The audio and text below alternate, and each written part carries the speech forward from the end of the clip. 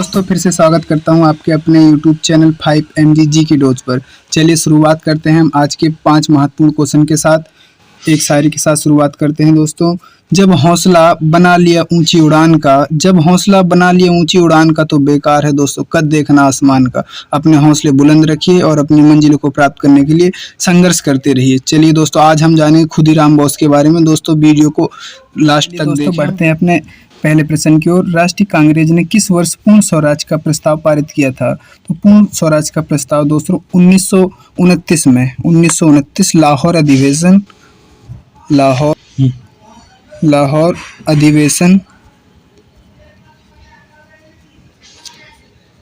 अधिवेशन में पूर्ण स्वराज का प्रस्ताव पारित किया गया था दोस्तों। ये कहाँ पे हुआ था? रावी नदी के तट पर, रावी नदी के तट पर। इसमें पंडित जवाहरलाल नेहरू जी को अध्यक्ष बनाया गया था। किसे? पंडित जवाहरलाल नेहरू।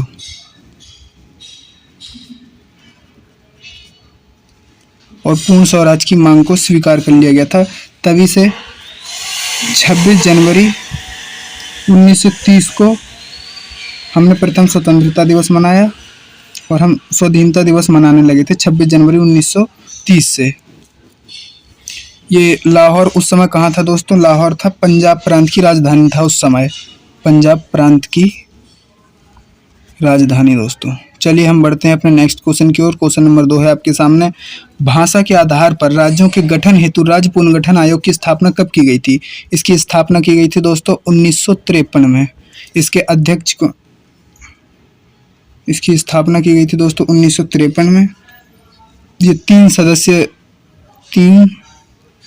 सदस्य थे इसमें, और इसने सिफारिश की थी दोस्तों कि 16 राज्य और 3 केंद्र शासित प्रदेश बनाए जाएं, 3 केंद्र शासित प्रदेश बनाए जाएं। और बनाए कितने गए थे? 14 राज्य बनाए गए थे और 6 केंद्र शासित प्रदेश बनाए गए थे। वर्तमान में कितने हैं दोस्तों? वर्तमान में है 28 राज्य हैं और 8 केंद्र शासित प्रदेश हैं।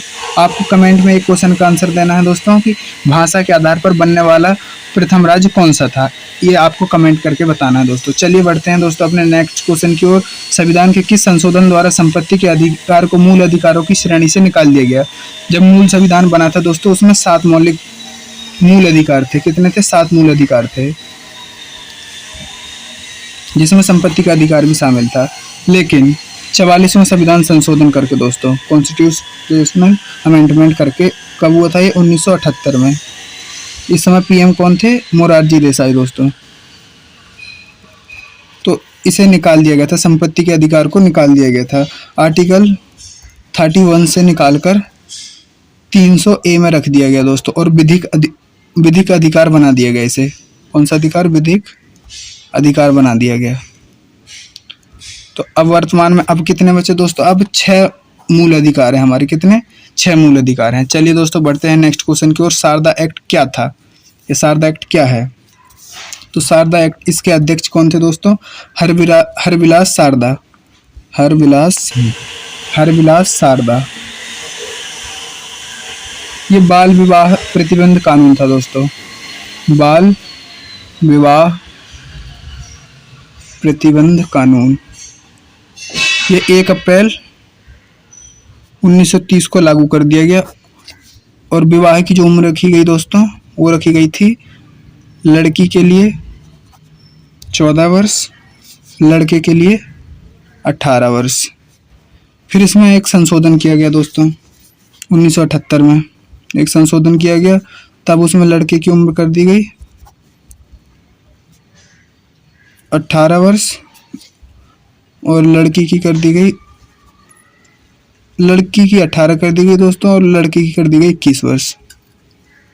चलिए हम अपने अंतिम क्वेश्चन की ओर बढ़ते हैं दोस्तों। सबसे कम आयु में फांसी की दोस्तों अपना अंतिम क्वेश्चन है और सबसे महत्वपूर्ण क्वेश्चन है। सबसे कम आयु में फांसी की सजा पाने वाला भारत का वीर क्रांतिकारी कौन था? तो वो था दोस्तों खुदीराम बोस। कौन था? खुदीराम बोस।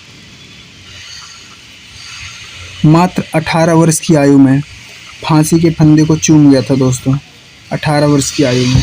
इनका जन्म कहाँ हुआ और कब हुआ था ये मैं लिख देता हूँ। जन्म और मृत्यु जन्म हुआ था दोस्तों 13 दिसंबर 1889 को बंगाल प्रांत में। और मृत्यु हुई थी दोस्तों 11 अगस्त को, इन्हें फांसी दे दी गई थी 11 अगस्त 1908 को बिहार के मुजफ्फरपुर जेल में। बिहार मुजफ्फरपुर जेल में दोस्तों हुआ क्या था कि 1905 में बंगाल विभाजन हुआ था। 1905 में बंगाल का विभाजन हुआ। इसके विरोध में लोग सड़कों पर उतर आए। ठीक है, तो उस समय जो सरकार थी उन्होंने लोगों पर बड़े अत्याचार किए, लोगों को बड़े खतरनाक क्रूर दंड दिए थे। तो उसमें जो उनका मैन था जो दंड देने वाला, वो था किंग्सफोर्ड। तो इन्होंने दोस्तों युगांतर समिति में ये शामिल हो गए। कौन? खुदीराम बोस जी। कौन सी समिति थी? युगांतर समिति। और इन्होंने प्लान बनाया किंग्सफोर्ड को मारने का। किसे दोस्तों? किंग्सफोर्ड को मारने का इन्होंने प्लान बनाया। इसमें दो लोग शामिल थे, 2 लोगों को नियुक्त किया गया इसे मारने के लिए। एक तो थे खुदीराम बोस और दूसरे थे दोस्तों प्रफुल्ल कुमार चाकी।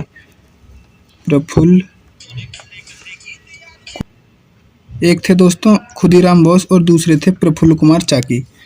तो इन्होंने अपनी घटना को अंजाम दिया दोस्तों 30 अप्रैल 1908 को, और ये असफल रहे, नाकामयाब रहे।